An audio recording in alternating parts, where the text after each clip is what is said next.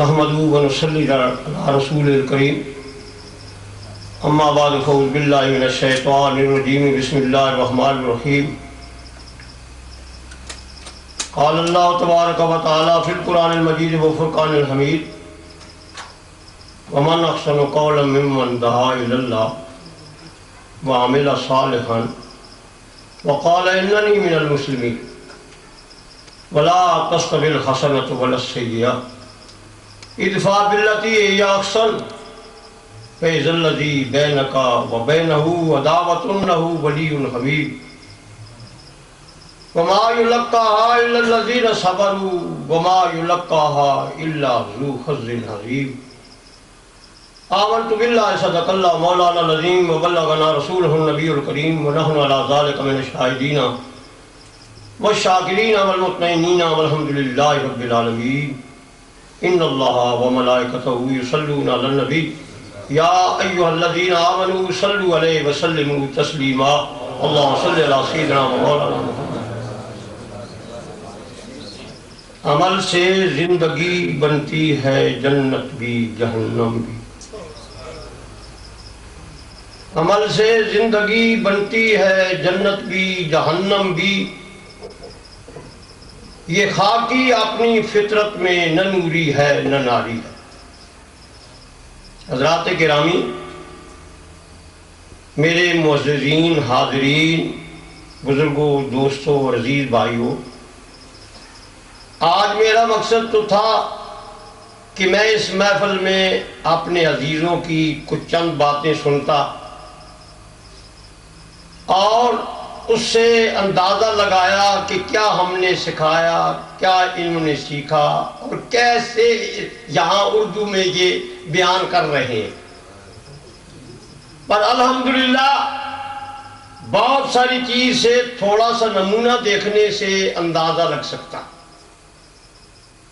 گندم کا ڈھیر لگا ہوا ہو، ساری کو نہیں دیکھا جاتا، تھوڑا سا نمونہ ہی دیکھ لیتے ہیں کہ خشک ہے یا تر ہے یا کھوکھلی ہے یا پورے اس میں مادہ موجود ہے۔ تو اللہ کے فضل و کرم سے یہ اندازہ ہو گیا کہ کھوکھلے نہیں ہیں، آخر ان میں کچھ آٹا اور وہ جو مادہ ہے موجود ہے، لیکن اس کے ساتھ تجربہ کرنے کی ضرورت ہے، عمل کرنے کی ضرورت ہے۔ اور ہم نے تو انہیں اس لیے پڑھایا تھا، اردو میں پڑھایا تھا کہ یہ اہتمام کر کے اور کوشش کر کے اردو ہی میں تقریر کریں گے، خواہ اگلوں کو سمجھ آئے یا نہ سمجھ آئے، خواہ اگلوں کو سمجھ آئے یا نہ آئے، انہوں نے بیان کرنی ہے اردو میں، اور اگلوں کو نہ سمجھ آئے گی تو وہ کوشش کریں گے کہ ہم بھی اردو سمجھیں، تو انہیں بھی ایک فائدہ پہنچے گا کہ جو زبان نہیں جانتے تھے وہ بھی جان لیں گے، ان کی بھی کچھ مشغلہ ہے۔ لیکن یہ بھی اس یہاں آئے اور اردو کو چھوڑا اور انگلش بھی لگ پڑے، لہذا میں نے ضرور کہوں گا کہ کبھی کسی لفظ کو بیان کرتے ہوئے انگلش بیان کیا کرو، ورنہ اردو ہی کو استعمال کیا کرو۔ اردو میں جو ذوق بنتا ہے نا تقریر کا، وہ انگلش میں نہیں بنتا۔ جو ذوق تقریر کا اردو میں بنتا ہے وہ انگلش میں نہیں بنتا۔ یہ اللہ نے اس زبان کو کوئی ایسی حیثیت دے دی ہے کہ اس میں جو ذوق بنتا ہے، اس میں جو اگلے سننے والے بڑے محظوظ ہوتے ہیں، وہ اس زبان کو اللہ تبارک تعالیٰ نے عطا کیا ہے۔ اسی لیے بعض کی کتابیں اور دوسری تیسری چیزیں عام اردو میں ملتی ہیں ہمیں، اور ہم اسی سے استفادہ کر کے مقررین بنتے ہیں اور لوگوں میں جا کر تقریریں کرتے ہیں۔ لیکن خیر بہرحال انہوں نے کچھ نمونہ مجھے بتلا کر میرا نمونہ پیش کر دیا، تو میں چاہتا ہوں کہ اس وقت میں نے جو آپ کے سامنے قرآن مجید کے چند کلمات تلاوت کیے ہیں، وہ مسئلہ تو بڑا لمبا ہے، جس کی ابتدا اللہ تبارک و تعالیٰ فرماتا ہے وَمَنْ أَحْسَنُ قَوْلًا مِّمَّنْ دَعَا إِلَى اللَّهِ وَعَمِلَ صَالِحًا وَقَالَ إِنَّنِي مِنَ الْمُسْلِمِينَ۔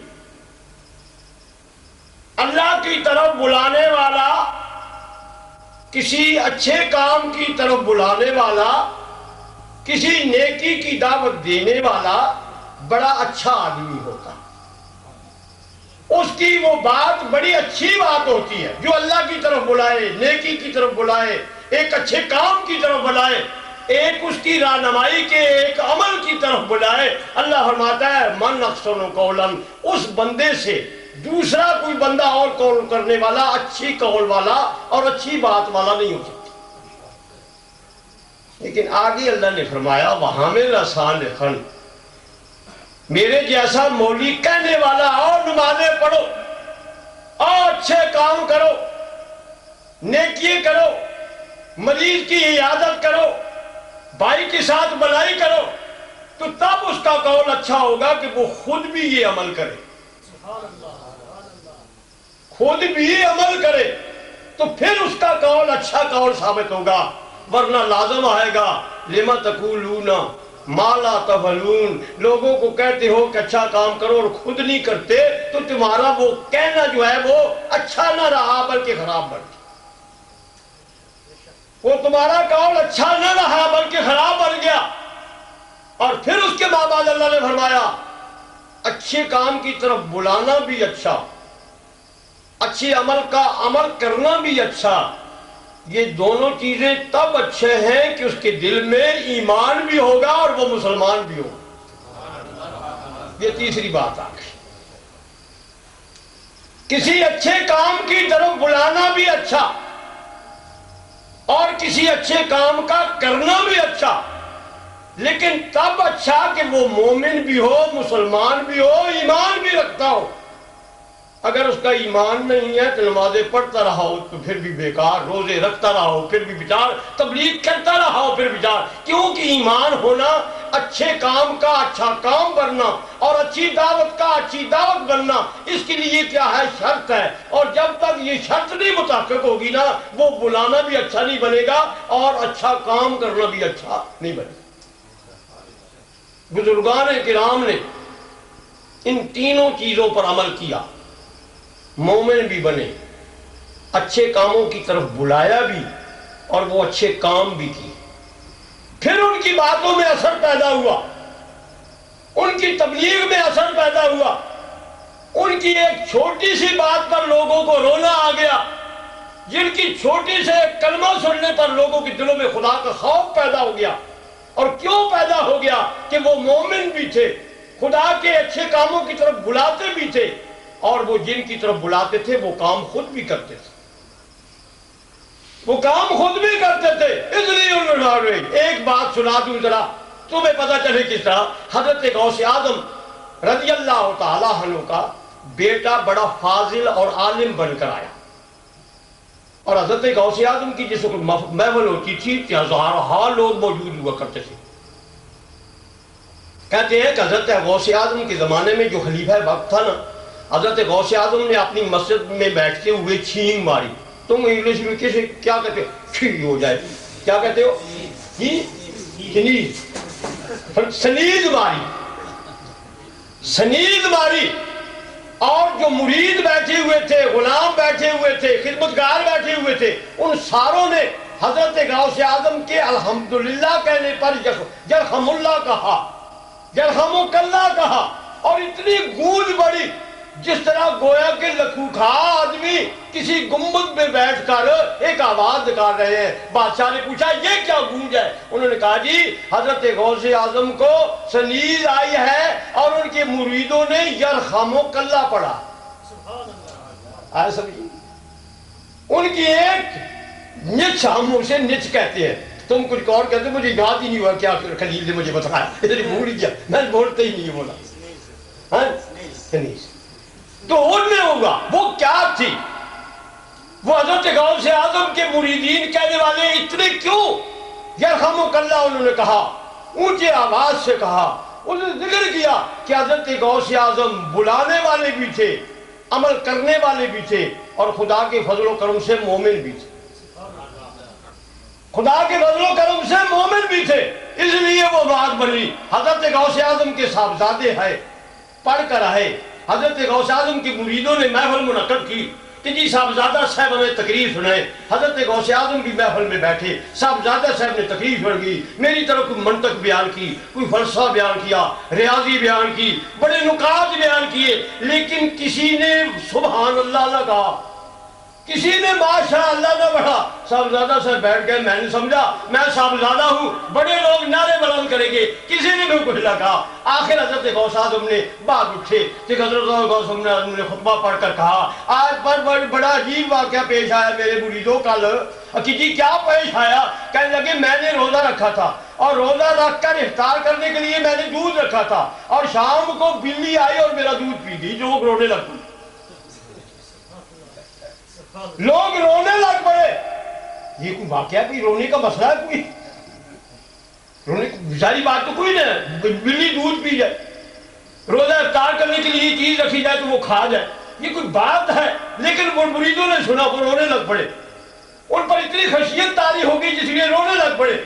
رونے لگنے کے بعد محفل ختم ہوئی، صاحبزادہ صاحب والد صاحب کی خدمت میں گئے تو کہنے لگے والد جی میں نے کتنی لمبی تقریر کی، ایک نے بھی سبحان اللہ کہا اور تم نے بلی کا واقعہ پیش کر دیا تو رونے لگ پڑے۔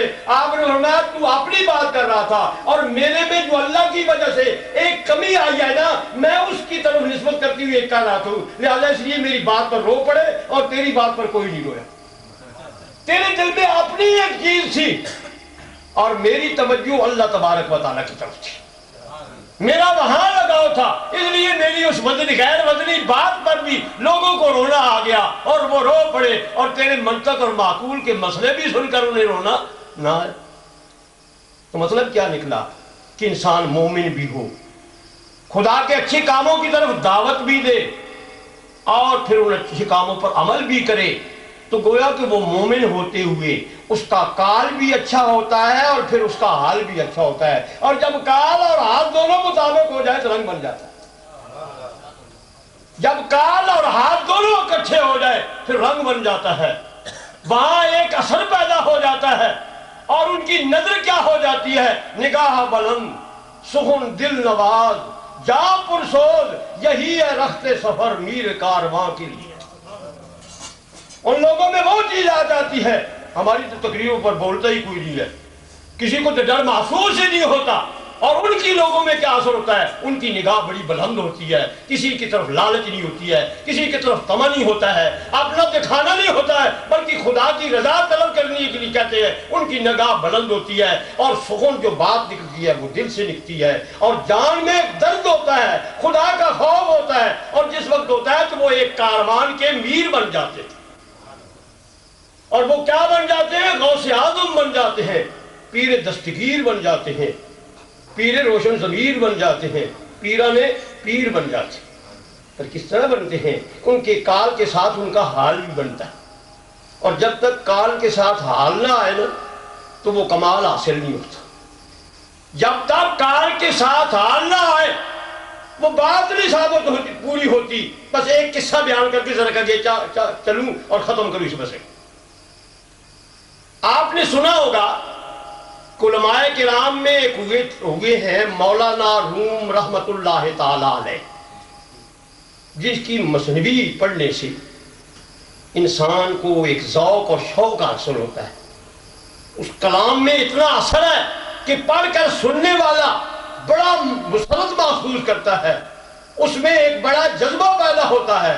اور وہ مولانا روم نے کتاب لکھی، کتابیں پہلی بھی لکھی تھی، لیکن وہ کتاب اس زمانے میں لکھی جس زمانے میں وہ کال کے ساتھ ساتھ حال والے بھی بن چکے تھے۔ کال والے ہوتے ہوئے حال والے بھی بن چکے تھے، اور حال والے کب بنے تھے؟ جب مرد کامل کے ساتھ وابستہ ہوئے تھے، مرد کامل کے ساتھ وابستہ ہوئے، ورنہ جو بیکار ہو باکار کے ساتھ وابستہ ہو کام ہوتا ہے، جو کچھ بھی نہ ہو نا کچھ والے کے ساتھ لگ جائے تو کچھ بن جاتا ہے، ٹھیک ہے؟ جو بے نور ہو نا تیلی ذرا کے نور نکالتی ہے، اس سے ساتھ ٹکرا جائے تو وہ نور والا بن جاتا ہے۔ وہ دیا پہلے بے نور ہوتا ہے، لیکن وہ تیلی جب سگراتے ہیں اس سے ذرا سا چنگارا نکلتا ہے، وہ اس کے ساتھ ٹچ کرتا ہے، اس کے ساتھ ربط پیدا ہوتا ہے، وہ کہتی ہے میں تمہیں جلا کر تو خود بجھ جوں گی لیکن تمہیں روشن کر کے چلی جاؤں گی، تجھے میں روشن کر کے چلی جاؤں گی۔ جو حضرت مولانا روم رحمت اللہ تعالی علیہ کب مولانا روم بنے، کس وقت بنے؟ جس وقت صاحب کال ہوتے ہوئے کسی مرد کامل کے ساتھ وابستہ ہوئے اور صاحب حال بنے، صاحب حال بنے. کتابوں میں لکھا ہوا ہے، غالباً یہ قصہ مولوی اشرف علی تھانوی نے اپنی ایک کتاب میں لکھا ہے، جو مثنوی کا اس نے شرح لکھا ہے. مجھے غالباً یہ یاد ہے، دیوبند کا مولوی اشرف علی تھانوی، جانتے ہو نا، بڑے مشہور نام ہے. کیا لکھا ہے کہ مولانا روم بڑے مولوی تھے، سینکڑوں طالب علم ان کے پاس پڑھتے تھے. قسمت کا وقت آ گیا، بلندی کا وقت آ گیا، مقرب بننے کا وقت آ گیا، اور پڑھا رہے تھے تالاب کے پاس بیٹھے ہوئے. اتنے میں حضرت شمس تبریز رحمت اللہ تعالی علیہ پھرتے پھراتے آ گئے. حضرت شمس تبریز رحمت اللہ تعالی علیہ پھرتے پھراتے آ گئے. آئے، جب دیکھا کہ مولوی پڑھ رہا ہے، نظر پڑی کہ مولوی کو کچھ اور بھی بنا دے. نظر پڑی کہ مولوی بڑا اچھا کام کر رہا ہے پڑھانے کا، کال کا بڑا اچھا کام ہے، تو چلو اس کے ساتھ کچھ جاؤں بیٹھوں، کسی صاحب حال بھی بنا دوں. توجہ پیدا ہوئی، کسی کی اچھائی پر توجہ پیدا ہو جاتی ہے، کسی کے اچھے کام پر اسے انعام دینا پڑتا ہے. اور میرے آقا دو عالم صلی اللہ علیہ وآلہ وسلم نے چھوٹی سی حدیث بیان کروں کہ نبی پاک صلی اللہ علیہ وسلم نے ایک دفعہ لشکر کے لیے چندہ منگایا، اور غربت کا بڑا دور تھا. حضرت عثمان غنی رضی اللہ تعالیٰ علیہ نے اپنے پاس بہت سارا مال رکھتے ہوئے حاضر خدمت کر دی. جو کون تھے؟ عثمان غنی، دل کے بڑے غنی تھے. جب حضور کہتے تھے حاضر خدمت کر دیتے تھے، اور جب حاضر خدمت کیا نبی پاک صلی اللہ علیہ وسلم کو خوشی محسوس ہوئی. حضور اکرم صلی اللہ علیہ وسلم اس مال کو ہتھیلی میں رکھ کر کبھی اس پر ڈالتے تھے، کبھی اس پر ڈالتے تھے، اور ڈالتے ہوئے سناتے سے سالی کرو، سنو میرے حاضرینوں، میرے غلام نے آج میری اور میرے خدا کی رضا کے لیے جو مال پیش کیا نا، میں اس کے متعلق آج اعلان کرتا ہوں، ما درہ عثمانہ بعد ما حملہ. یہ ایسا اچھا عمل کر بیٹھا ہے کہ اس کی ماں بعد اگر اس کی غلطی بھی ہو جائے گی نا، اللہ اس پر اسے پکڑے گا نہیں، معاف کر دے. ما درہ عثمانہ بعد ما حملہ. اس میرے عثمان نے آج مجھے راضی کر کے ایسا اچھا عمل کر دیا ہے کہ ما درہ عثمانہ. یہ کون کہہ رہا ہے؟ ایک ہماری جیسے شکل رکھنے والا انسان کہہ رہا ہے، ایک بشر کہہ رہا ہے، لیکن وہ بشر کون ہے؟ نورانی بشر ہے. اور وہ بشر کون ہے؟ جس جیسا کوئی اور بشر نہیں ہے. وہ کہہ رہا ہے، اور وہ کیوں کہہ رہا ہے کہ خود خدا فرماتا ہے وما ینطق عن الہویٰ. یہ تو ختم ہو گیا. وما ینطق عن الہویٰ ان هو الا وحی یوحیٰ. میرا محمد اپنی زبان سے کوئی بات نہیں نکالتا مگر نہ وہ میری طرف سے ایک قسم کی وحی ہوتی. معلوم ہوا وہ بات خود حضور کی نہیں ہوتی بلکہ خدا کی ہوتی ہے، اور خدا کی جو بھی بات ہو نا وہ زبان مصطفیٰ سے ہوتی ہے. خدا کی جو بات بھی ہو وہ زبان مصطفیٰ سے ہوتی ہے. قرآن ثابت زبان مصطفیٰ سے ہوا. تو حضرت نبی پاک صلی اللہ علیہ وآلہ وسلم نے فرمایا ما درہ عثمانہ بعد ما حملہ. اس کے بعد یہ ایسے نیکی کر کے خدا کی رضا حاصل کر چکا ہے، اسے کوئی غلط کام کر بھی بیٹھے گا نا تو اسے نقصان نہیں پہنچائے گا بلکہ خدا اسے معاف کر دے. بلکہ ایک جگہ فرمایا معاف بھی نہیں کر لے گا، اس غلطی کے بدلے میں اللہ نیکی دے گا. خدا جب راضی ہو جائے کسی بندے کے کام پر تو وہ جو چاہے کر سکتا ہے، اسے کوئی روک نہیں سکتا. خدا فرماتا ہے کئی میرے نیک بندے ایسے ہیں وہ بدی کر بیٹھتے ہیں، لیکن ان کی نیکی کی وجہ سے میں ان پر ایسا راضی ہو جاتا ہوں کہ ان کی غلطیاں ہو جائیں انہیں معاف بھی نہیں کرتا بلکہ اتنی غلط بدلوں کے باتوں کی بجائے میں انہیں نیکی عطا کرتا ہوں. انہیں کیا میں عطا کرتا ہوں؟ نیکیاں عطا کرتا ہوں. تو نبی پاک صلی اللہ علیہ وآلہ وسلم نے فرمایا حضرت عثمان غنی کے متعلق. خیر میں یہ عرض کر رہا تھا کہ حضرت مولانا روم پڑھا رہے تھے، شمس تبریز آئے، آہستہ سے تالاب کے پاس بیٹھ گئے، کتابوں کے پاس بیٹھ گئے. مولانا روم اپنے لگے ہوئے تھے پڑھانے میں، کتاب کبھی اٹھاتی کبھی رکھتے، کبھی اٹھاتے کبھی رکھتے. اتنے میں ایک کتاب اٹھائی اور اٹھا کر تالاب میں پھینک. کتاب اٹھائی اور تالاب میں پھینک گئی. جب طالب علموں نے دیکھا کہ ہمارے استاد کی کتاب کو ایک بوڑھے فقیر نے، ایک کلندر جیسے نے دریا میں پھینک دیا، تالاب میں پھینک دیا ہے، ساروں نے شور بچایا، استاد جی یہ غلطی کر گیا۔ اور مولانا روم نے کہا کیا ہو گیا؟ کتاب جی تالاب میں پھینک دی۔ حضرت مولانا روم کو بھی غصہ آیا، طالب علموں کو بھی غصہ آیا، جو کچھ کہہ سکتے تھے کہا، سم تبریز سنتے رہے، کہہ کر جب تھک گئے تو تھکنے کے بعد حضرت سم تبریز رحمۃ اللہ تعالیٰ نے اپنی قمیض کو اوپر کیا اور تالاب میں ہاتھ ڈالا اور کتاب کو نکالا، اور اس طرح کی خشک تھی جس طرح کتاب دریا میں اور تالاب میں پڑی تھی۔ پہلے مولانا روم کو حیرانی تھی کہ کتاب بس ضائع ہو گئی، کچی لکھی ہوئی ہے، قلم کی لکھی ہوئی ہے، ہم مٹ گئے، میں کہاں سے کتاب لوں گا؟ لیکن جب خشک نکلی جاؤ اور حیرانی کہ یہ کیا عجیب بات ہے، ایک چیز پانی میں بھی جائے اور پانی میں بھی ڈبو دی جائے اور وہ خشک کی خشک نکلے، یہ کیا کمال ہے؟ پہلے وہ حیرانی تھی، اب یہ حیرانی۔ کبھی کبھی حیرانی والی بات ہوتی ہے، لیکن اللہ کی قدرت اور بزرگوں کی مقبولیت جو ہوتی ہے نا، وہ ایسی عجیب ہی باتیں ہوتی ہیں۔ ایک حدیث یاد آ گئی، حضرت ابو ذر رضی اللہ تعالیٰ عنہ نبی پاک صلی اللہ علیہ وسلم کے صحابی ہیں۔ آقا دو عالم صلی اللہ علیہ وسلم نے ایک دن محفل میں ابو ذر رضی اللہ تعالیٰ عنہ کو بیٹھے ہوئے فرمایا، ابو ذر اذهب فاتح علی ہے، ابو ذر جا کر گھر سے علی کو بلا لا، حضرت مولا علی کو جا کر بلا لا۔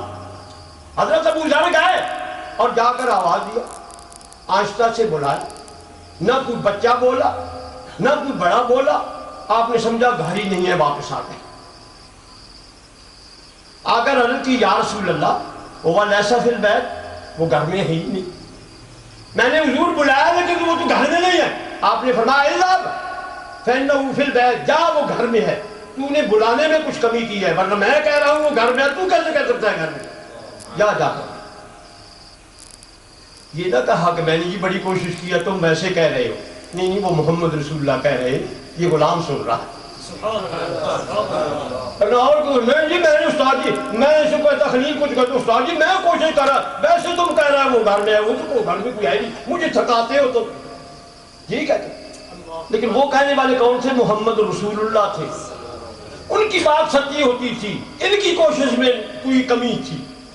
آپ چلے گئے، چلے جا کر اب کوشش کرنے کے لیے اونچے ہوئے، اونچے ہو کر دیوار کے سامنے پہنچے، اور سامنے پہنچ کر یا علی تعال یدعو کا رسول اللہ صلی اللہ علیہ وسلم، اے علی جلدی باجو ہو، تمہیں حضور بلا رہے ہیں۔ جب اونچی دیوار پر سر کو اونچا کیا اس طرح، حضرت ابو ذر دیکھتے کیا ہے کہ چکی چل رہی ہے، گندم پس رہی ہے، اور چکی کو چلانے والا کوئی موجود نہیں ہے۔ جب ابو ذر نے اس طرح سر کر کے دیکھا اور بلانے کے لیے تاکہ میرا آواز آگے پہنچے، دیکھتے کیا ہے، چکی چل رہی ہے، دانے پس رہے ہیں، آٹا بڑھ رہا ہے، لیکن چلانے والا کوئی بھی نہیں ہے۔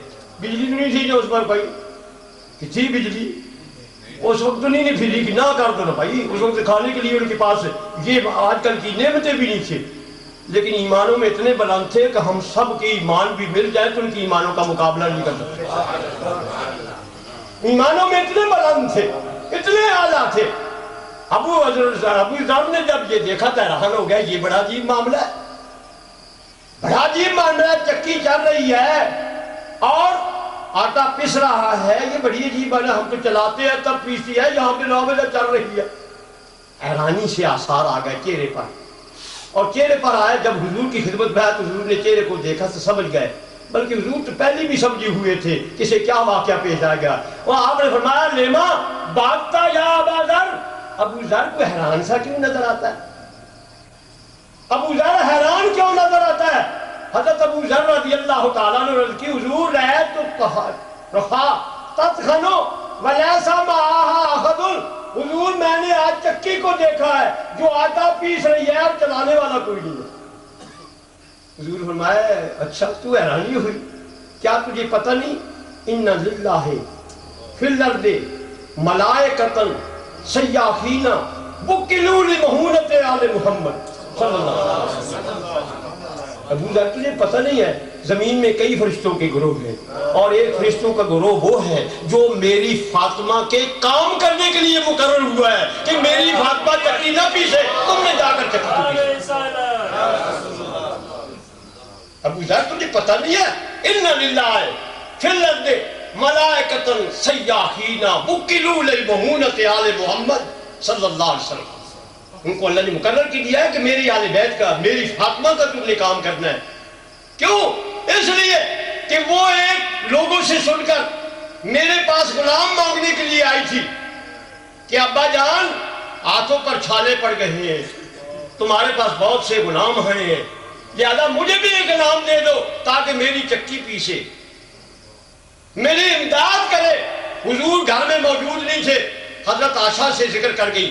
اتنے میں حضور آئے تو حضرت عائشہ صدیقہ نے عرض کی حضور آج آپ کی لخت جگر حضرت فاطمہ آئی تھی، آج آپ کی لخت جگر حضرت فاطمہ آئی تھی اور یہ کہہ رہی تھی کہ ابا جان سے غلام مانگنے آئی ہوں کہ لوگوں کو دے رہے ہو تو مجھے بھی ایک نوکر دے دو کہ وہ میرا کام کرے۔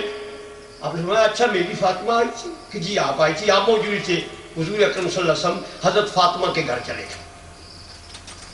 گئے اور آپ کا طریقہ تھا کہ آپ اٹھا کرتی تھی، حضور کو بوسہ دیا کرتی تھی، اور جب فاطمہ حضور کے گھر میں آئے تو حضور بھی اٹھا کرتے تھے تو آپ کی پیشانی پر بوسہ دیا کرتے تھے۔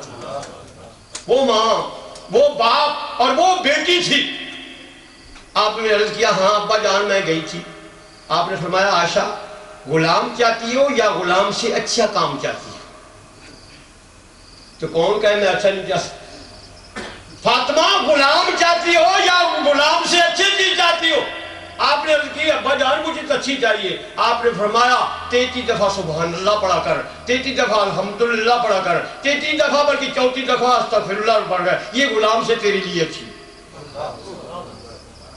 وظیفہ بتلا گئے اور خدا نے کیا کیا کہ میرے فرشتے کام کرتے جائیں گے، کام کرتے جائیں گے۔ تو خیر میں عرض کر رہا تھا کہ مولانا روم کو حیرانی ہو گئی، کتاب ضائع ہو گئی۔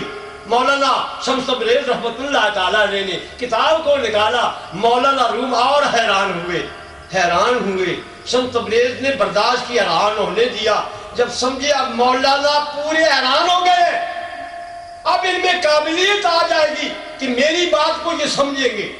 آگے میں کہتا تو نہ مانتے، اب مانیں گے جو بھی کہوں گا، کیوں ایک عجیب بات دیکھ چکے ہیں، جس کے ہاتھ سے دے چکے ہیں اس کی زبان سے بھی مانیں گے۔ لہذا آپ نے فرمایا مولانا کال را بگزار مرد حال شو،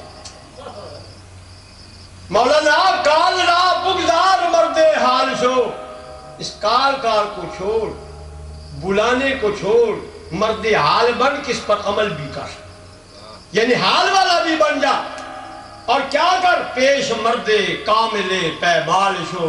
مولانا روم اگر چاہتا ہے کہ سابق حال ہوتے ہوئے سال حال بھی بنوں تو پھر مرد کامل کے سامنے بیٹھ، اس سے استفادہ کر، اس کی غلامی کو حاصل کر، تو تمہیں بھی پتہ چل جائے گا کہ دریا میں چیز پھینکی بھی جائے اور خشک بھی نکل سکتی۔ اس کے ماں باپ لمبا مسئلہ چلا جاتا ہے۔ مولانا روم اس عشق میں مبتلا ہو گئے، تمنا میں مبتلا ہو گئے، حتیٰ کہ شمس تبریز کی ملاقات ہوئی اور اس کے جو میں لگے کہ جس نے راہ دکھایا ہے اب وہ مجھے آگے چلائے گی، لہذا اسی سے سبق حاصل کروں گا، اور دل میں چیزیں پیدا ہوگی، قابلیت آ گئی، جوہر آ گیا اور اس میں نورانیت آ گئی۔ جس وقت ملاقات ہوئی شمس تبریز رحمت اللہ تعالیٰ علیہ نے خیال کیا دیکھوں تو مولانا کے دل میں کچھ آ بھی چکا ہے کہ میری سن کو کر ادھر نکال دیا۔ اس وقت کہتے ہیں کہ ایک آدمی چرواہا اس وقت بکریے چراتا ہوئے بیسری بجا رہا تھا۔ ہماری طرف چرواہوں کے پاس لکڑ کی بنی ہوئی ہوتی ہے، لکڑ کی بنی ہوئی ہوتی ہے۔ شمس تبریز رحمت اللہ تعالیٰ علیہ نے اپنی طرف سے کہا مولانا روح کہ جی بشنا وزن ہے کیوں حکایت میں کند، اس بیسری سے سن یہ کیا کہہ رہی ہے؟ اے مولانا روم اس بیسری سے سن یہ کیا کہہ رہی ہے؟ کہ مولانا ہم تو سمجھا ٹوں کر رہی ہے، اور ہمیں تو یہی سمجھ آتی ہے بھائی، کچھ اور تو نہیں کبھی سمجھ آتی۔ یاد رکھو ہمیں ٹوں سمجھ آتی ہے، لیکن جو راگ بجانے والے ہیں وہ سمجھ آتی ہے یہ فلانا راگ بج رہا ہے، وہ سمجھ جاتے ہیں یہ فلانا راگ بج رہا ہے۔ فلانی رانگڑی بن رہی ہے، فلانی سینی کی گانے کی وجہ قابل جو ہے وہ بن رہی ہے، یا جو رات کے عشاء کے بعد گائی جاتی ہے وہ بن جاتی ہے. یہ کمال جو ہوتے ہیں وہ کمال اصل میں ہوتے ہیں. یہ جو نقال ہے نا یہ رات کی دن کو اور دن کی رات کو شروع کر دیتے ہیں. کبھی ذوق نہیں آتا. ہر چیز کا ایک وقت ہوتا ہے، ذوق ہوتے ہیں. ساری چیزیں خدا سے معافی مانگی جاتی ہے، لیکن خدا کہتا ہے نا جو شخص اکیلا ہونا، سحری کا ٹائم ہونا، کوئی بندہ نہ ہونا، گناہوں پر پشیمان ہونا، تو مجھ سے معافی مانگے نا، اس معافی جیسی 1000 دفعہ بھی مانگے تو مقابلہ نہیں کر سکتا. میرا گناہ بار بندہ ہر بار مشتبہ ملتا ہے، لیکن وہ استغفار مانگنی جس وقت اکیلا ہو، کوئی دوسرا انسان نہ ہو، کوئی پاس نہ ہو. اگر ہو دوسرا کوئی تو وہ خدا ہی ہو. اس وقت نادم ہو، پشیمان ہو، آنکھوں سے آنسو نکلے اور نکل کر کہے خدایا گناہگار ہوں معاف کر دے. خدا فرماتا ہے اس کی اتنی بڑی توبہ ہوتی ہے کہ میں وہ کیا، وہ اگر کسی اور کے لیے بھی معافی مانگتا ہے تو سب کو معاف کر دیتا. یہ وقت کی بات ہوتی ہے، ورنہ ہر وقت کہتا رہتا ہے. کیونکہ اس وقت جو ہوتا ہے وہ دل سے ایک چیز نکلتی ہے، ایک طرف سے چیز نکلتی ہے، ایک درد سے نکلتی ہے، اور پھر خدا اس درد کو اور طرف کو اور ان آنکھوں کو نواز دیتا ہے. وہ کہتا ہے آنکھوں میری درد کی وجہ سے تم نکلے ہو، تم پانی کے آنسو نہیں ہو بلکہ بہت بڑی قیمت والے تم موتی ہو. تم مال پانی کہ آنسو نہیں ہو بلکہ تم بہت بڑے قیمتی موتی ہو. لہذا میں تمہیں قبول کرتا ہوں اور تمہارے رونے والے کو اپنی رحمت سے نوازتا ہوں. تو بزرگوں اور دوستوں، صاحب کال بننے کے ساتھ صاحب حال بھی بنا جائے تو پھر نور علی نور بن جاتا ہے. اور اللہ کے فضل و کرم سے واقعہ میں وہ مومن بھی ہو اور مسلمان بھی ہو. اور مومن مسلمان کس طرح بنتا ہے کہ خدا کی توحید کا قائل ہو اور محمد رسول اللہ کی نبوت کا قائل ہوتے ہوئے ان کے ساتھ محبت کرے. محبت جو ہے یہ دین کی شرط اول ہے. اور محبت کہتے کسی ہیں؟ دعویٰ تو سارے کرتے ہیں، ہم بھی کہتے ہیں محبت کے بغیر ایمان نہیں، اور بھی کئی ٹبر جو ہے نا وہ بھی کہتے ہیں محبت کی ایمان نہیں. لیکن ہمارے نزدیک محبت کا معیار کیا ہے کہ جس کے ساتھ محبت ہو اسے ہر وقت یاد کیا جائے.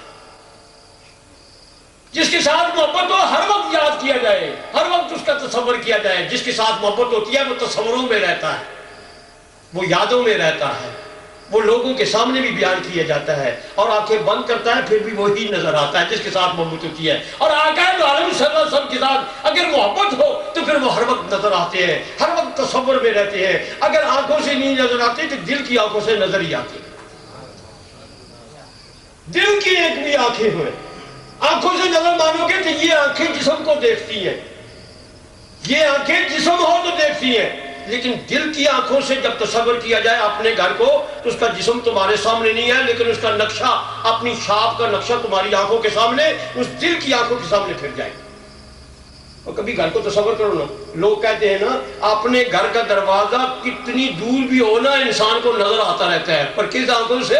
ان آنکھوں سے نہیں. اس سے بند کرتا ہے تو وہ جلد سامنے آ جاتی.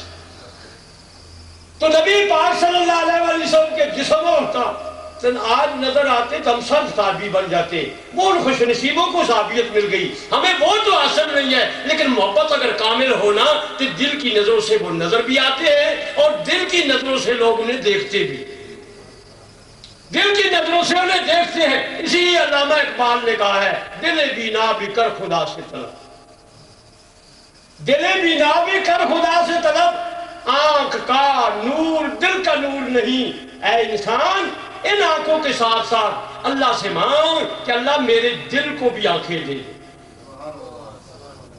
دل بینا بھی کر خدا سے طلب، دل بھی بینا ہوتا ہے، آنکھ بھی بینا ہوتی ہے. آنکھ بینا ہو دل نہ بینا ہو تو محمد رسول اللہ نظر نہیں آتے، وہ اپنے جیسے نظر آتے. یہ نظر ہو، دل کی نظر نہ ہو کہ کس طرح نظر آتے ہیں؟ اپنے جیسے نظر آتے ہیں. لیکن جب دل کی آنکھوں کے ساتھ ساتھ ان آنکھوں کے ساتھ ساتھ دل کی آنکھ ہو تو وہ انہیں انسان ہوتے ہوئے بھی محمد رسول اللہ نظر آتے ہیں، وہ انہیں نظر آتے ہیں. ابو جہل کو نظر آئے تو ابو جہل نے کہا تمہارے جیسا بد شکل کوئی نہیں.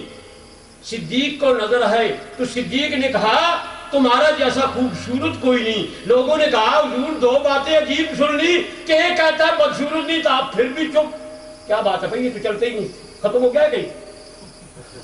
اچھا مطلب مجھے پر چھوڑ دو، میں ہی چلو۔ یعنی حضرت صدیق کو کیا نظر آئے اور ابو جہل کو کیا نظر آئے، حضور دونوں باتوں پر چپ رہے۔ صحابہ نے عرض کی حضور یہ کیا بات؟ آپ نے فرمایا وہ میں شیشہ ہوں اور شیشے میں ہر ایک کو وہ کچھ نظر آتا ہے جیسا وہ ہو۔ ابو جہل جیسا تھا مجھ میں وہ اپنا نظر سے آیا، اور صدیق جیسا تھا میرے شیشے میں اسے اپنا حسن و جمال نظر آیا۔ لہذا صدیق نے بھی ٹھیک کہا ہے کہ اس کی نظر یہاں تک تھی، اور اسے ابو جہل نے کہا کہ اس کی نظر وہاں تک پہنچی نہیں جس تک جہاں تک صدیق کی نظر پہنچی۔ صدیق کی نظر پہنچی تھی۔ تینا ایمان کب بنتا ہے کہ جب نبی پاک صلی اللہ علیہ وآلہ وسلم کے ساتھ کیا ہو؟ محبت۔ لا الہ الا اللہ پڑھنے سے ایمان بنتا ہے، لیکن وہ ایمان صحیح ایمان نہیں بنتا۔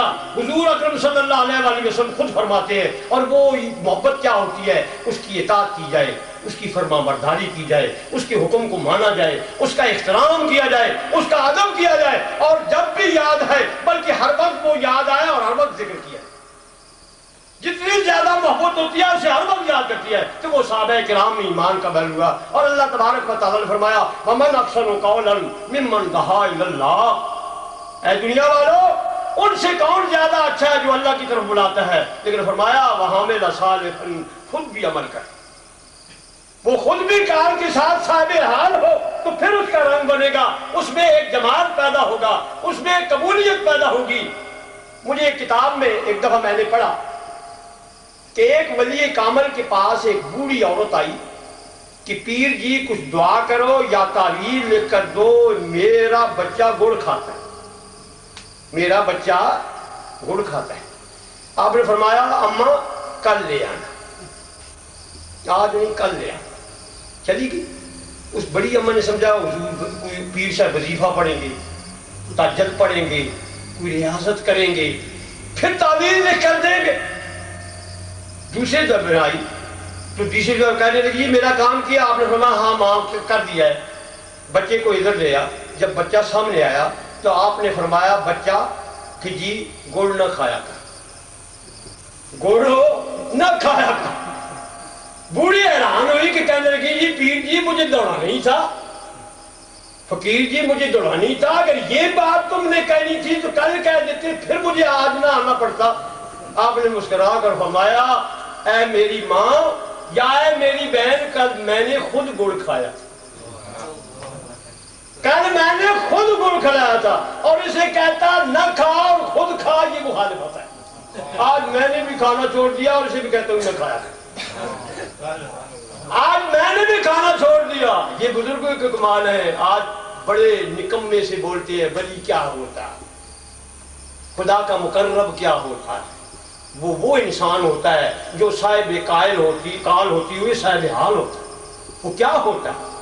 وہ اپنے قول کو اپنے حال کے مطابق بناتا ہے، اور خدا کا مومن انسان ہوتا ہے، اور پھر اس کی بات میں اثر ہوتا ہے۔ وہ شف کرتا ہے تو اثر ہو جاتا ہے، وہ کہتا ہے تو وہ اثر ہو جاتا ہے، اور جب وہ کہتا ہے ہو جا تو ہو جاتا ہے، وہ کہتا ہے نہ ہو جا تو نہیں ہوتا۔ وہ اتنے خدا کے رضا کے تابع ہو جاتا ہے۔ خدا کہتا ہے تم میرے رضا کے تابع، اب جو تیرے منہ سے نکلے گا نا اس کو میں پورا کرنے والا ہوں۔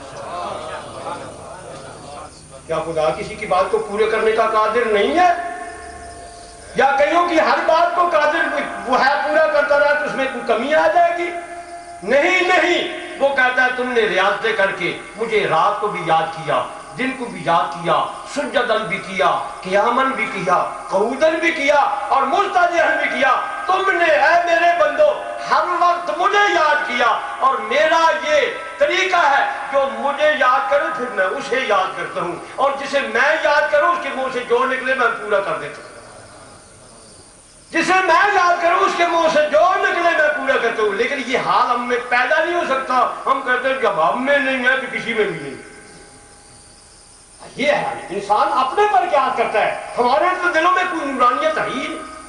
میرے میں نہیں، مولوی صاحب ناراض ہو جائے بھائی ہم میں تو نورانیت تھی، یہ کیوں ہم میں کہہ گیا؟ نہ جی میرے میں نہیں، میں اس لفظ کو واپس لیتا ہوں۔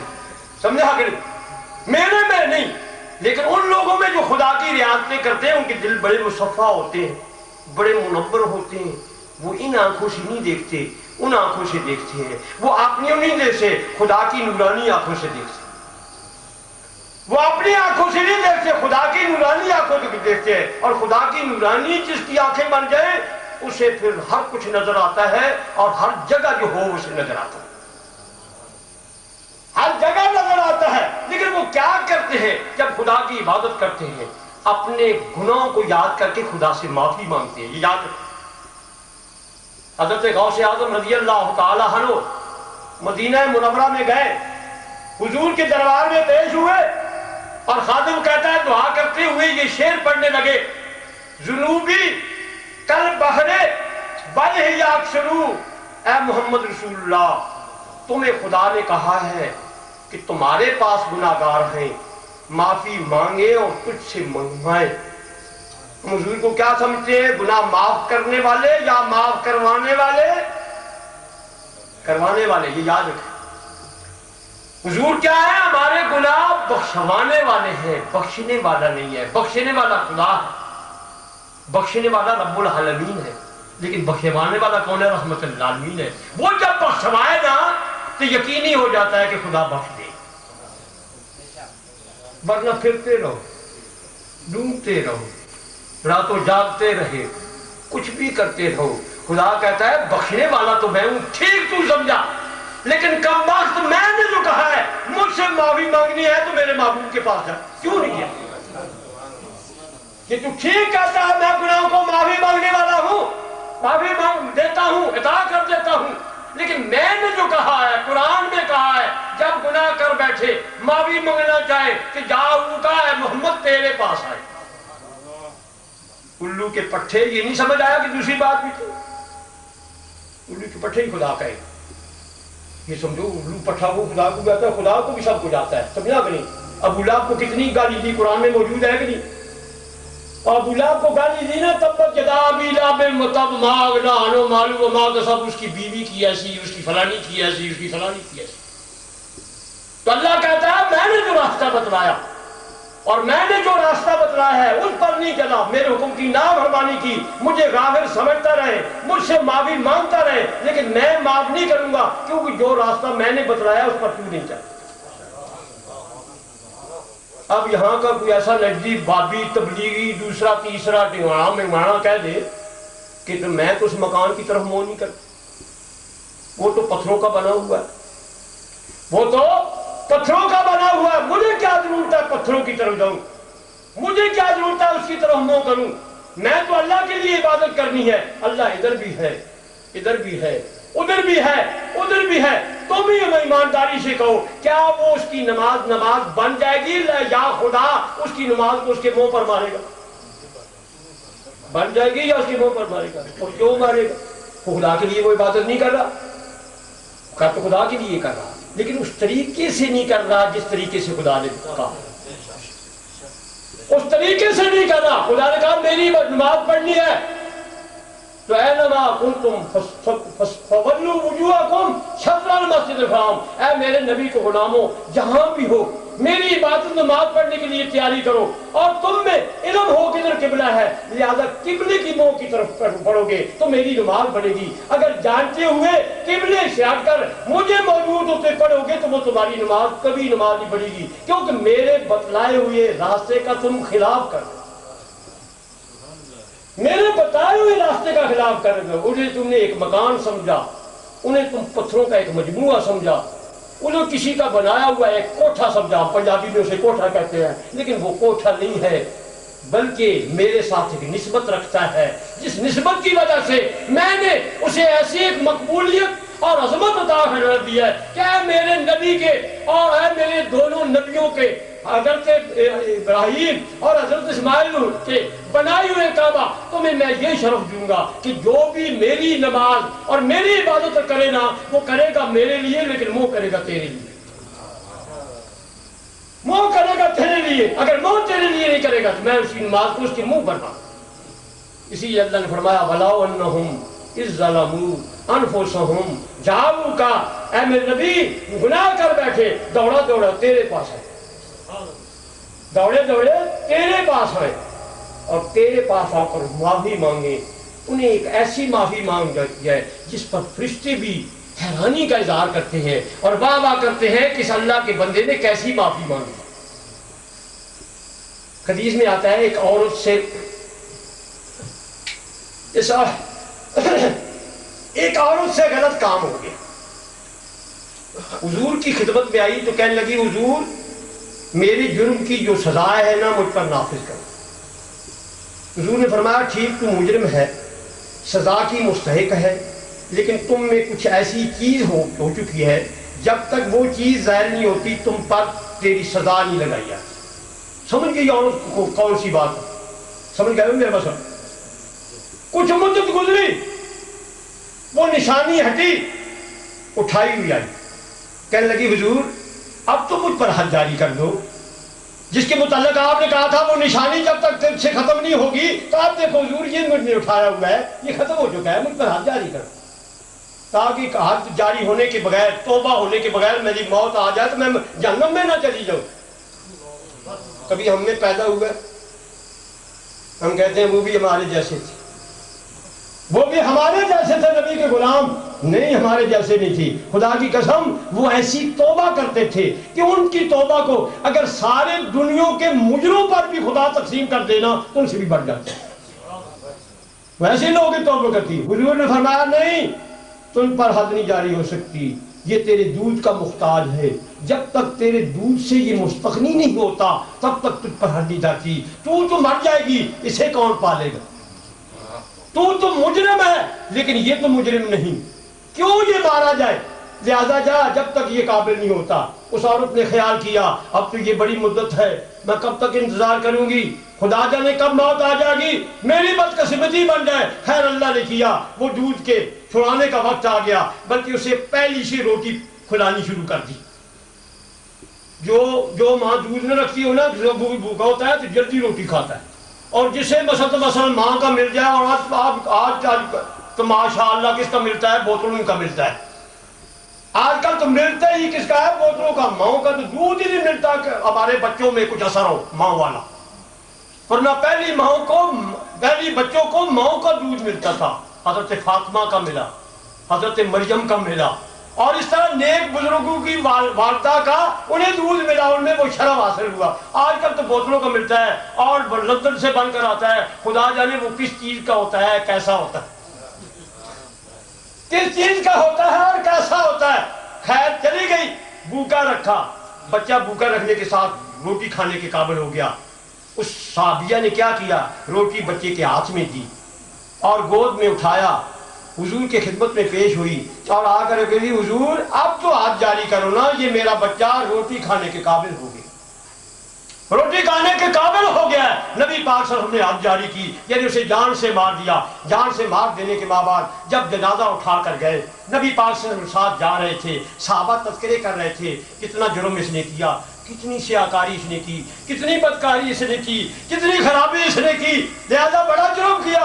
نبی پاک صلی اللہ علیہ وسلم متوجہ ہوئے، کیا کہتے ہو میرے صحابہ؟ جرم کیا، اس نے گناہ کیا، تم نے گناہ پر نظر رکھی ہوئی ہے اور میں تو اس کی توبہ پر نظر رکھی ہوئی ہوں۔ میں خدا کی قسم اٹھا کر کہتا ہوں اس مجرمہ نے ایسی توبہ کی ہے جس توبہ کو سارے مدینے والوں پر بھی تقسیم کیا جائے تو ان سے بھی بڑھ جائے،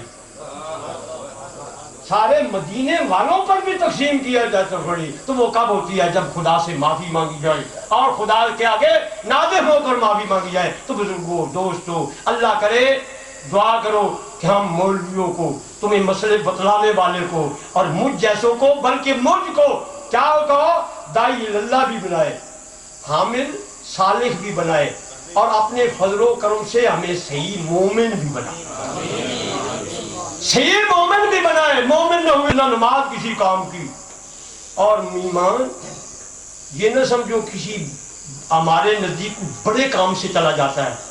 خدا کہتا ہے کبھی میرے نبی کے سلسلے میں ہو تو تم چھوٹا سمجھتے ہو، میرے نزدیک وہ ایسا بڑا ہوتا ہے کہ میں تمہارے جیسوں کا بھی ایمان ضائع دیتا۔ خدا کیا فرماتا ہے؟ میرے نبی کے غلاموں بڑے گناہ ہیں، لیکن جب میں اپنے موقع کا مسئلہ ہوتا ہے، کوئی گھر میں گناہ کرنا گناہ ہوتا ہے، کوئی مسجد میں گناہ کرنا گناہ ہوتا ہے، کوئی خانہ کعبہ میں گناہ کرنا گناہ ہوتا ہے، فرق ہوتا ہے یہ نہیں ہوتا؟ اور ہم سمجھے جو گناہ بھی ایک جیسے ہیں، نہیں، گناہ میں بڑا فرق ہے، جہاں کیے جاتے ہیں اور ہے، ولی کے متعلق کیا جائے توہین کی جائے تو وہ اور ہے، نبی کے متعلق تحقیر کی جائے تو وہ اور ہے، نبی وہاں مجرم بنتا ہے، وہاں گناہگار بنتا ہے، لیکن نبی کے متعلق ذرا سی بھی توہین کی جائے، ذرا سی بھی تحقیر کی جائے تو خدا فرماتا ہے ان تحبط اعمالکم وانتم لا تشعرون، میں تمہارے ایمانوں کو ضائع کر دوں۔ ایمان بڑی مشکل چیز، بڑی ہی مشکل چیز ہے۔ نبی پاک صلی اللہ علیہ وسلم کی ذات بڑی مقدسہ ہے، بڑی مبارک ہے، بڑی جائے ادب ہے، اللہ تبارک تعالیٰ نے اس کا ادب سکھایا۔ اللہ کرے کہ ہمیں نبی پاک صلی اللہ علیہ وسلم کا ادب کرنے کی توفیق مل جائے، محبت مل جائے، نفرت نہ ہے۔ محبتوں میں فرق ہے، صحابہ اور محبت رکھتے تھے، ہم اور رکھتے ہیں، تابعی اور رکھتے ہیں، اولیاء اور رکھتے ہیں، لیکن محبت ہو، عداوت نہ ہو۔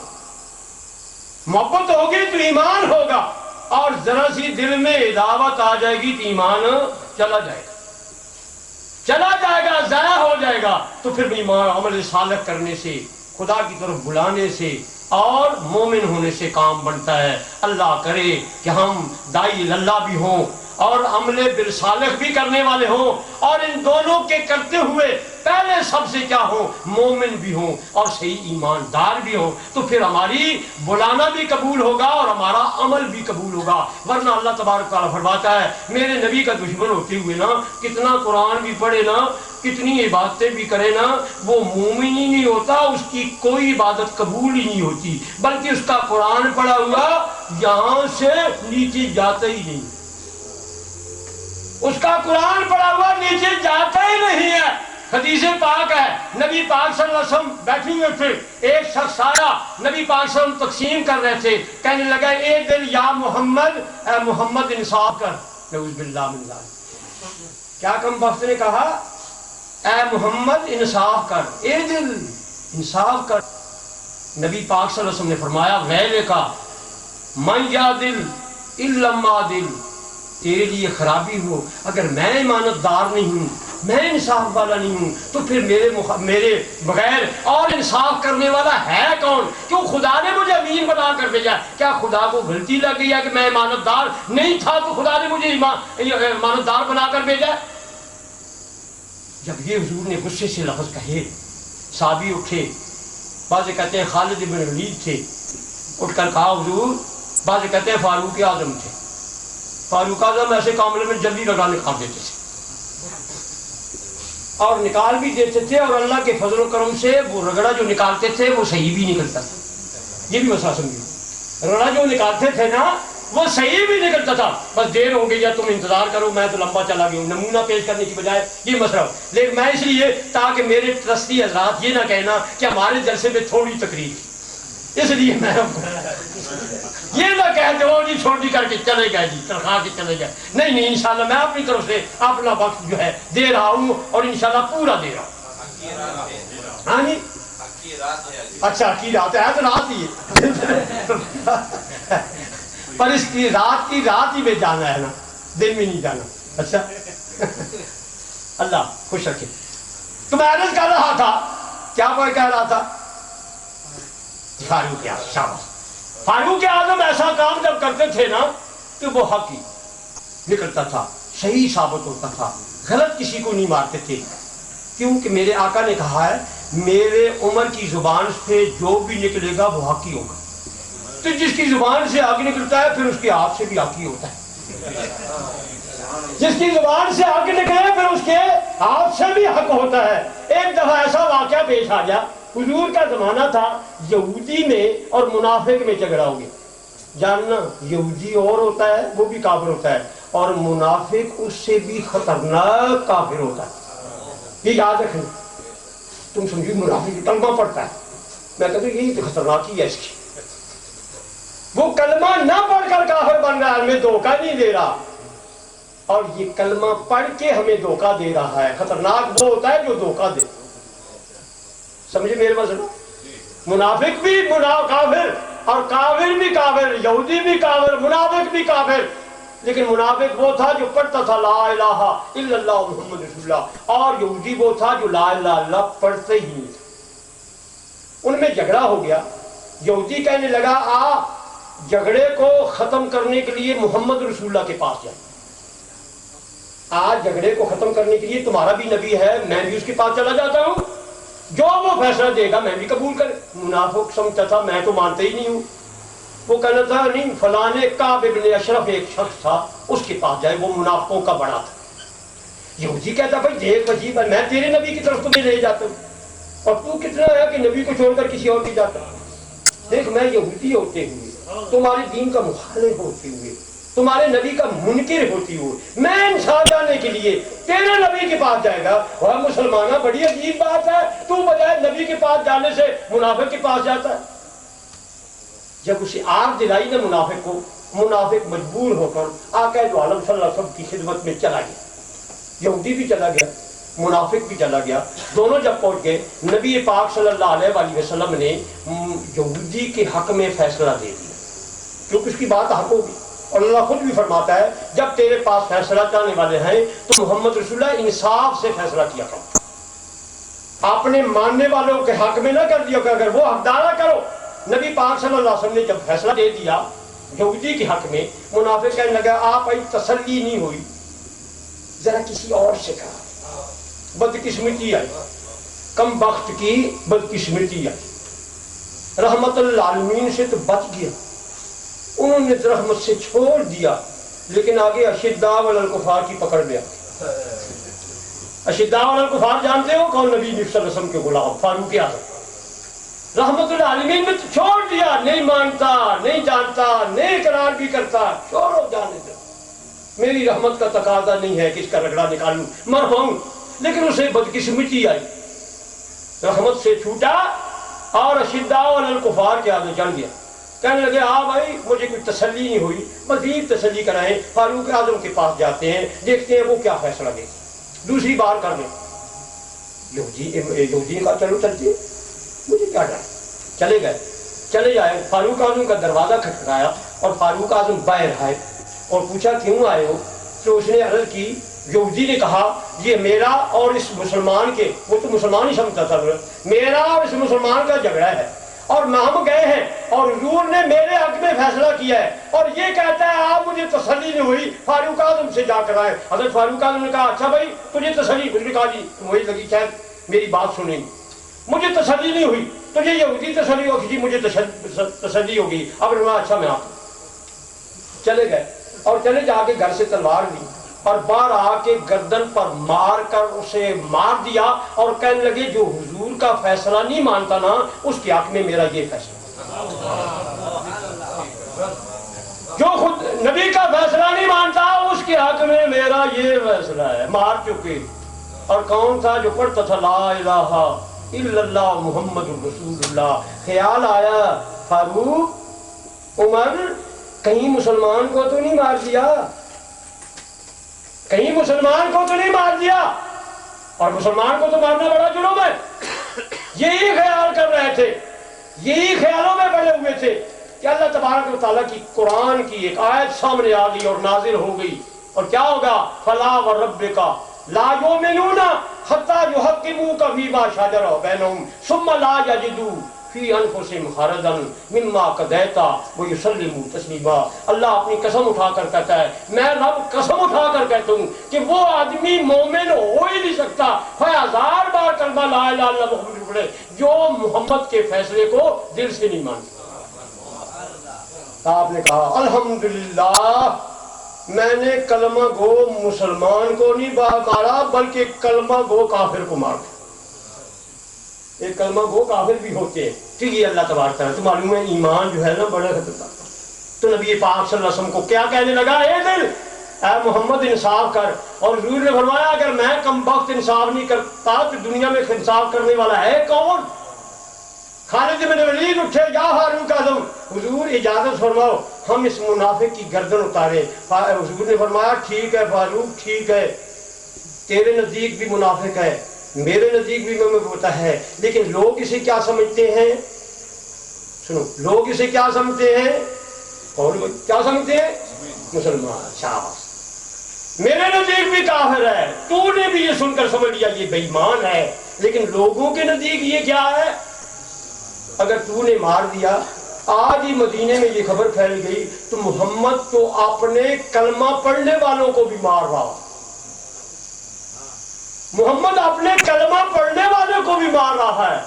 ان محمدن یقتل اصحابہ. محمد اپنے صحابیوں کو مارنے لگ پڑا، جو اس کے سامنے بیٹھتے بھی ہیں کلمہ پڑھتے بھی مارنے پڑا ہے. یہ لوگوں میں ایک چرچا ہوگا، جو مخالطے میں آئیں گے ہے واقعہ میں ٹھیک ہے مارنا، یہ واقعہ میں ٹھیک ہے کافر ہے، لیکن کئی اور کافر پھر رہے یہ بھی پھرتا ہے نہ مار. لوگوں میں غلط افواہ پھیل جائے گی، لوگوں میں غلط افواہ پھیل گئے گی. حضور نے رکوا کر آپ نے فرمایا ان من زیزھا قوم. فاروق چھوڑ دے، تو مارنا چاہتا ہے، میری نظر ہے اس نے زندہ رہنا ہے اور کئیوں اوروں کو اس نے جننا ہے.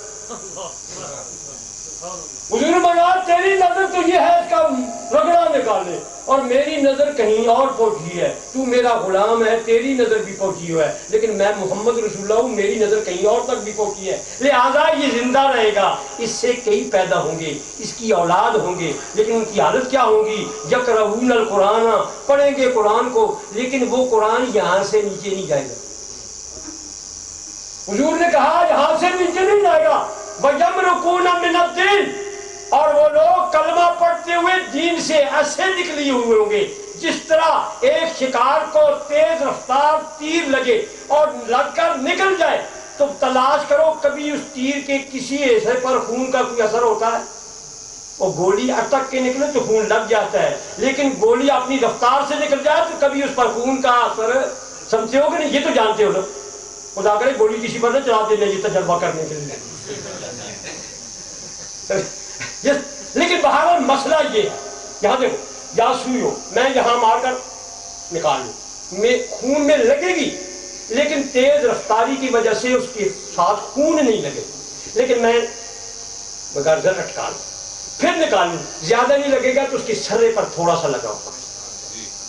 حضور نے فرمایا یہ دین سے ایسے نکلی ہوں گے جس طرح تیز رفتار تیر شکار کو لگ کر نکل جاتا ہے، اور شکاری جا کر تیر کو پکڑے اور دیکھے کہ تیر میرا شکار کو لگا بھی ہے کہ نہیں لگا. اگر خون ہے تو لگا ہوگا، خون نہیں ہے تو نہیں لگا ہوگا. حضور فرماتے ہیں وہ اس تیر پر نہ اگلے حصے پر نہ پچھلے حصے پر نہ دین پر ذرا بھی دین پر خون کا ذرا اثر بھی نہیں پائے گا. اسی طرح سے یہ کلمہ پڑھنے والے بھی واقعہ میں ایسے کافر ہوں گے ان میں دین کا ذرا اثر تک بھی نہ ہو. تو وہ کیا تھا کہ دین کا اثر نہ تھا؟ حضور کے دربار میں گستاخی، حضور کے دربار میں گستاخی تھی. اللہ تبارک و تعالی ہمیں نبی پاک صلی اللہ علیہ وسلم کی محبت عطا فرمائے، ادب عطا فرمائے، احترام عطا فرمائے، اور ادب والی بات کریں، گستاخی والی نہ کریں. اگر ہم چھوٹی گستاخی بھی سمجھیں گے نا تو ایمان ہمارا ضائع ہو جائے گا. اللہ ہمیں نیک عمل کرنے کی توفیق عطا فرمائے، سارے دوستوں کو خوش خرم رکھے. اور میں نے تمہارے ساتھ کئی دفعہ ملاقات کر کے بڑی خوشی محسوس کی ہے، بڑی مسرت محسوس کی ہے، اور میں اللہ کے فضل و کرم سے عنقریب آپ کے شہر سے جانے والا ہوں، اور آپ کی محبتیں لے کر جا رہا ہوں، اور آپ کی یادیں لے کر جا رہا ہوں، اور اس تمنا سے جا رہا ہوں کہ انشاءاللہ مجھے یادیں آئیں گی اور آپ کی محبت یاد آئے گی تو میں آپ کے لیے دعائے خیر ضرور کرتا رہوں گا. اور آپ کو بھی اللہ توفیق دے کہ میں بھی کبھی یاد آ جاؤں تو میرے لیے بھی دعا خیر کرنا. اللہ میرا ایمان کامل بنا دے اور مجھے ایمان پر استقلال اور استقام میرے ایمان کو عطا فرما دے، اور ہمارا انجام بخیر کرے اور با ایمان کرے. زمانہ بڑا پرخطر ہے، اور جب ہم زندہ رہیں تو پھر بھی لا الہ الا اللہ محمد رسول اللہ پڑھتے رہیں، اور جب ہم دنیا سے جائیں اس وقت بھی ہماری زبان پر ہو لا الہ الا اللہ محمد رسول اللہ. وصلی اللہ تعالی علی خیر خلقہ سیدنا و مولانا محمد وعلی آلہ.